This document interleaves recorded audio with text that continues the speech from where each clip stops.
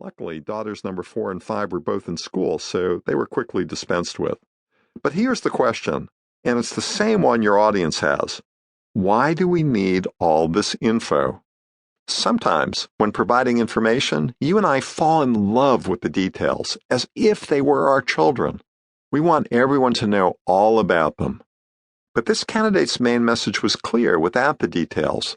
Look, if I can raise 6 kids, I can obviously run a country. Meanwhile, at a 2016 Republican debate, one of the candidates, a current senator, said he'd eliminate 5 federal agencies. Then he proceeded to name each one. Same trap, same result. He listed the Commerce Department twice, as if to say, you can't just get rid of the Commerce Department once. Any idiot can do that. No, I'm going to get rid of it, and then I'm going to get rid of it again. If the details are too much for you, the speaker, to remember, your listeners don't stand a chance. Tell them what you're not going to tell them. There's mystery in what people don't say.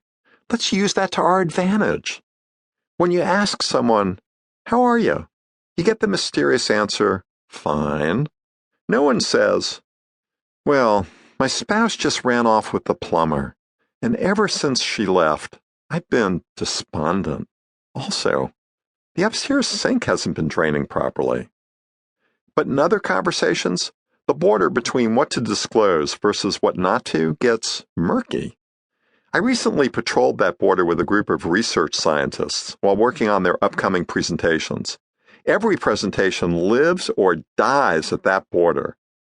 We all know what it's like to be in the audience. I often advise clients to imagine an unpleasant dental procedure. Suppose your presentation is 10 minutes. That's a 10-minute procedure. And if you're one of 8 people presenting that day, you'd need to multiply those 10 minutes by 8 dentists. That's a long time.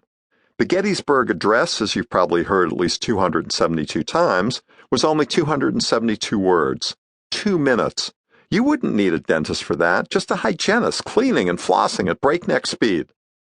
Wouldn't you rather your audience think, that meeting was way too short. I wish there'd been another 37 PowerPoint slides. Than the opposite? Then consider, there are different ways to tell. You already know the value of a preview. Tell them what you're going to tell them. And a review. Tell them what you've told them. Although it's shocking how seldom we use these tools. Here's something different.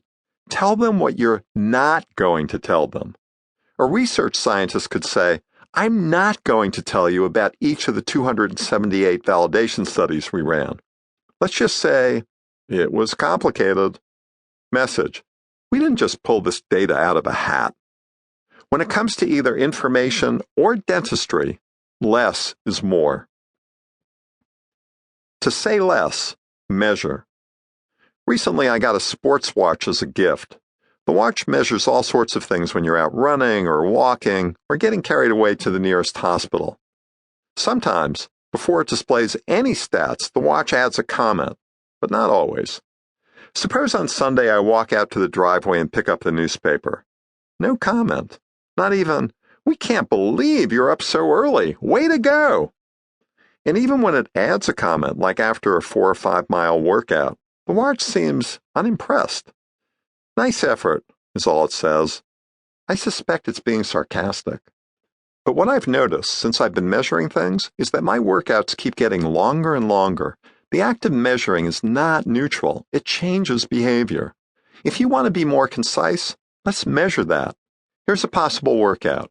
In one-to-one conversations, talk less than the other person. Instead of rambling on and on, ask at least one thought-provoking question per conversation. In meetings, speak in 30 to 60-second sound bites. Provide the headline news first, with details later, and only give the details if asked. You'll be surprised by how much you can say in 30 seconds.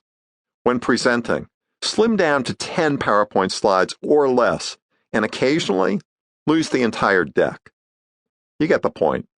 I'd like to say more, but according to my watch, I've got to run. Say more. You may have the opposite problem. I've gotten feedback, a manager told me, to speak up more at meetings.